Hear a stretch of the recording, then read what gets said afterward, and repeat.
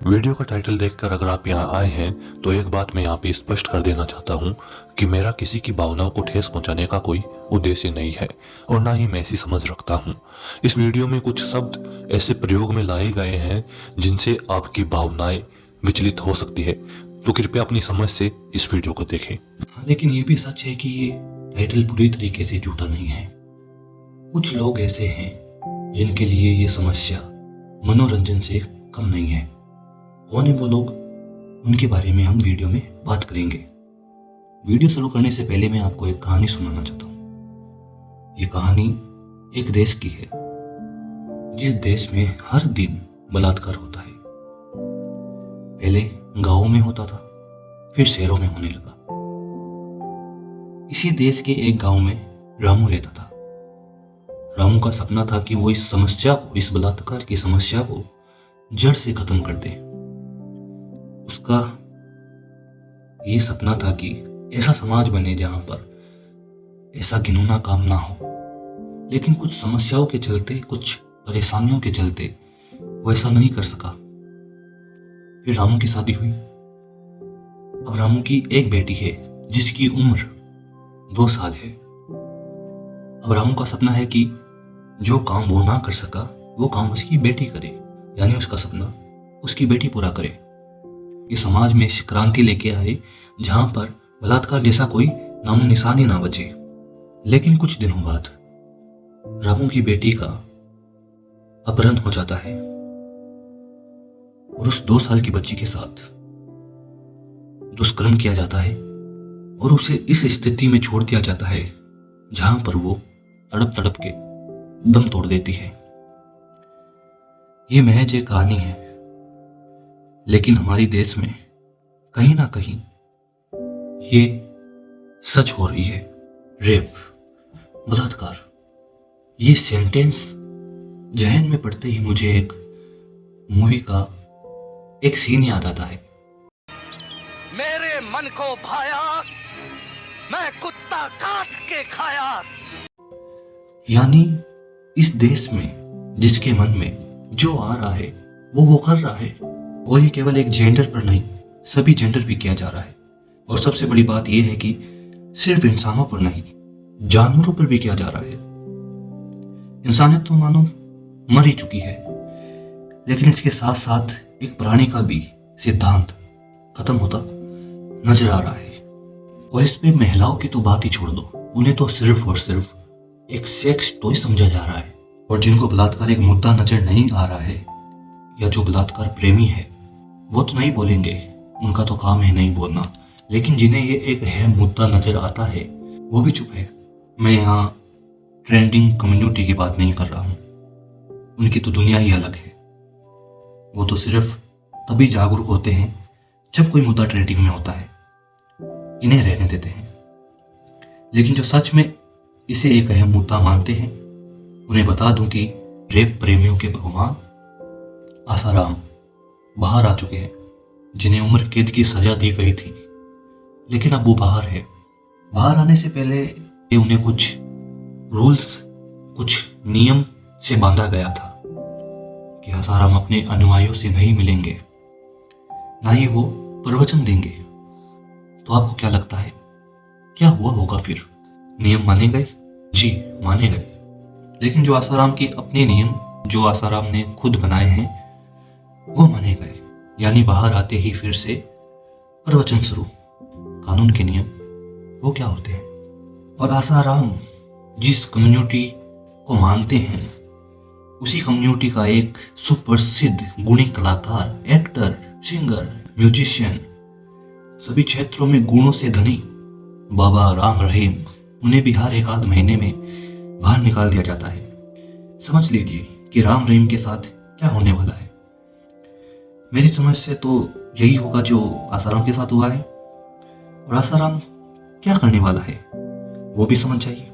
और जब इन बाबाओं की सोच वाले लोग, या जो बाबाओं को बहुत मानते हैं, उनके चेले लोग हैं, उनका अपराध सामने आता है, तो हम कानून की ओर जाते हैं। कानून की क्या ही बात करें। जब एक निर्भया केस हुआ तो उनके दोषियों को 10 साल से भी ज्यादा समय लगा सजा दिलाने में, और सजा ऐसे ही नहीं मिल गई। उस सजा के लिए निर्भया के माता पिता दिन रात संघर्ष करते रहे। और जब ये बाबा लोग ऐसे कारनामे करते हैं, उन्हें कुछ साल के लिए अंदर रखना, कुछ महीनों के लिए अंदर रखना, फिर बाहर छोड़ देना, ये समाज में क्या दर्शाता है ये कहने की जरूरत नहीं है। और जब कानून भी साथ ना दे तो हम कुछ मंत्रियों और नेताओं की ओर जाते हैं। नेताओं की भी बात करते हैं। हाल फिलहाल में जो पार्लियामेंट में जितने भी मिनिस्टर्स हैं, जितने भी एमएलएस हैं, उनमें से 80% के ऊपर एफआईआर दर्ज है, केस बने हुए हैं। उनमें से कुछ तो ऐसे हैं जिन पे पोस्को एक्ट से केस बने हुए हैं। तो क्या उम्मीद करेंगे हम कानून और मंत्रियों से? आप समझदार हैं? समझ लें कि क्या हो रहा है और आगे क्या होने वाला है। देखिए, बेवकूफ ये लोग नहीं, हम हैं जो हम ऐसे लोगों को इलेक्ट करते हैं जो खुद दोषी हैं। तो वो लोग अपने पैर पे क्यों खुदाड़ी मारेंगे? उन्हें भी पता है कि समय आने पर यही बाबा लोग वोट बैंक का काम करेंगे, और यही होता है। इसीलिए इन्हें बाहर निकाल दिया जाता है जब चुनाव आते हैं। तो क्या कुछ भी नहीं बदलेगा? क्या ऐसे ही चलता रहेगा? इसको समझने से पहले ये समझ लेना जरूरी है कि रेप होते क्यों हैं, इसकी जड़ क्या है। रेप होने की सबसे बड़ी वजह है हमारे समाज में सेक्स एजुकेशन का ना होना। जरा सोचिए, जिस देश ने कामसूत्र दिया उस देश में आज ये हालात हैं। हमारे समाज का क्या माइंडसेट है, उसे समझने के लिए एक स्टेटमेंट देखते हैं जो शशि थरूर जी ने दिया था। आइए पहले स्टेटमेंट सुनते हैं। India is the only country in the world where you can piss in public but can't kiss in public. Ours is the only country where it's dangerous to talk to strangers but okay to marry one. इस देश को कामसूत्र देने के बाद भी यही हालात है। क्यों? क्योंकि हमने इसे अपनाया नहीं है, या हमें अपनाने नहीं दिया गया है, या नहीं दिया जा रहा है। कामसूत्र क्या है? देखिए, कामसूत्र से ही सेक्स एजुकेशन का जन्म हुआ है। कामसूत्र के ऊपर मैं एक पूरी सीरीज लेके आऊंगा जो आपको समझाने में सक्षम होगी। देखिए, बाहर के देशों ने कामसूत्र को सेक्स एजुकेशन के रूप में अपनाया है। ऐसा नहीं है कि बाहर रेप नहीं होते हैं, होते होंगे, हर देश में होंगे। जब तक हम ये ना समझ ले कि सामने वाला भी हमारी तरह ही एक जीव है, उसमें भी वही प्राण है जो हमारे अंदर है, तब तक ये रेप नहीं रुकने वाले हैं। लेकिन बाहर के देशों में ऐसे कानून हैं जो रेप करने वालों को तुरंत एक्शन लिया जाएगा, हमें तुरंत सजा दी जाएगी। और हमारे देश में कोई कानून इतना मजबूती से नहीं बनाया गया है जिसके चलते रेप रुक सके या कोई करने की ना सोचे। दूसरी वजह ये है कि जब रेप होते हैं तो परिवार वाले उसे दबा देते हैं। उनका मानना यह होता है कि इस कारण उनकी बदनामी होगी, और इन मामलों में जो दोषी होते हैं वो जान पहचान के होते हैं। अगर वो बोलेंगे तो उन्हें समाज से निकाल देने का डर। मैं इसे वजह नहीं, इसे लाचारी समझूंगा, क्योंकि वो अगर जाएंगे भी कहीं पर तो हमारी जुडिशरी सिस्टम, हमारे नेता लोग, हमारा कल्चर ऐसा है जो न्याय नहीं दिला पाएगा। और उन तमाम वजहों का डर जो एक्शन उठाने पर होगा। अगर आप समझना चाहते हैं कि एक परिवार जिसमें एक बच्ची के साथ या एक बच्चे के साथ बलात्कार हुआ है, उनके साथ समाज कैसा व्यवहार करता है, तो मैं आपको एक डॉक्यूमेंट्री फिल्म रिकमेंड करूंगा यहाँ पर। उसका नाम है टू किल ए टाइगर। मैं उसका छोटा सा रिव्यू भी चला देता हूँ जो आप समझ जाएंगे। आप ये जरूर देखिएगा, ये आपको समझाने में बहुत मदद करेगी कि एक समाज कैसा रहता है जब किसी के साथ घटना घटती है। ये उधर से आ रहे थे तो हम पूछे भी उसको, तो कौन कौन किया था। बोल रहा था कि अगर किसी को बताएगी तो मार देंगे बोल के बोल रहा था। आपको खराब लगता है क्या पुलिस लेके गया था?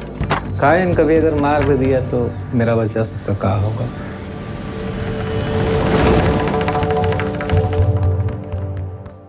एक वजह यह भी है कि स्कूल से ही हमें समझा दिया जाता है कि लड़के और लड़की ना जाने अलग अलग प्राणी है, क्योंकि स्कूल में एक ऐसी पनिशमेंट दी जाती है, लड़की को लड़के के साथ बैठाया जाता है और तो दोनों जेंडर को ये लगता है कि ये तो अलग कुछ प्राणी होगा, तभी तो इसे मेरे साथ बैठाया गया है। और जब बड़े होते हैं और स्कूल लाइफ के ऊपर कॉमेडी वीडियो देखते हैं तो उसमें भी इसका जिक्र किया जाता है। और कमेंट आप देखना, उसमें लड़के कहते हैं कि काश ये सजा आज हमें मिलती तो कितना मजा आता। किस लेवल की हमें थिंकिंग दी जाती है बचपन से ही। और मैं इसका भी श्रेय दूंगा सेक्स एजुकेशन के ऊपर, क्योंकि अगर ये बचपन से ही स्कूलों से सिखाया जाता तो वो बताते कि हाँ थोड़ा बहुत फिजिकली जो है वो डिफरेंस हो सकता है लड़की और लड़की में, लेकिन वो आपसे अलग नहीं है, वो आपके भोगने की सामग्री नहीं है। सेक्स ही लाइफ का इकलौता पार्ट नहीं है। हाँ वो एक पार्ट है लेकिन इकलौता पार्ट नहीं है, केवल सेक्स ही लाइफ नहीं है। और सेक्स एजुकेशन के नाम पर हमारे देश को मिला क्या है? हमारे देश को मिला है कि बच्चे बड़े हो गए, इनकी शादी करा दो। सिर्फ शादी तक ही सेक्स एजुकेशन को मान्यता दी गई है। और उन सभी के साथ साथ आती है कुछ ऐसी लड़कियां, मैं यहाँ पर सभी लड़कियों को पॉइंट आउट नहीं कर रहा हूँ, कुछ ऐसी लड़कियां जो अपने अंक प्रदर्शन करती है इंटरनेट पे, जो कमेंट में लिखती है वॉच माई स्टोरीज और लिंक इन बायो, ये सब करती है। वो इस काम को, इस लेस पॉपुलैरिटी को बढ़ावा दे रही है कि आइए अंगों का प्रदर्शन किया जा रहा है, आनंद लीजिए। क्या दिखाने की कोशिश कर रहे हैं वो? हाँ लेकिन ये मार्केट का ट्रम भी है कि जो दिखता है वो बिकता है। लेकिन इस कोशिश में कहीं दूर देहाती इलाके या ग्रामीण इलाकों में किसी बहन या बच्चे का शोषण हो रहा होता है, या किसी मासूम जानवरों का बलात्कार किया जा रहा होता है। उनका कीचड़ में फेंका गया एक पत्थर पूरे समाज के ऊपर प्रभाव डालता है। और फिर बात वही आती है कि गलती इनकी हम क्या बताएं, जब समाज ही स्टार्टिंग से ही वो शिक्षा नहीं ले पाया है जो लेनी चाहिए। तो क्या रेप का कोई सॉल्यूशन नहीं है? देखिए, जहां प्रॉब्लम है वहां सॉल्यूशन भी है। सबसे पहले हमें अपने आप से शुरुआत करनी होगी, अपने आप से सेक्स एजुकेशन की शुरुआत करनी होगी। जब हम एजुकेट हो जाएंगे तो हमें उन तमाम मंत्रियों को कहना होगा कि नए रूल लाए जाए, जहां इस काम को जड़ से नष्ट करने की पूरी कोशिश करनी होगी। समाज में, स्कूल में बच्चों को सेक्स एजुकेशन देनी होगी। और जब तक ये कानून बन रहे होंगे, हमें अपनी ओर से तमाम अकाउंट को रिपोर्ट करना होगा जो रेप को बढ़ावा देते हैं। हम जब खुद वेल एजुकेट हो जाएंगे एक जेंडर को लेके, एक ह्यूमन को लेके, एक जानवर को लेके, तो हम समाज में प्रभाव डालेंगे कि हाँ अब हम समझदार हैं और हमें इन चीज़ों से फर्क नहीं पड़ता। हमें पता है कि सेक्स से भी ऊपर कुछ है जो सच में मायने रखता है।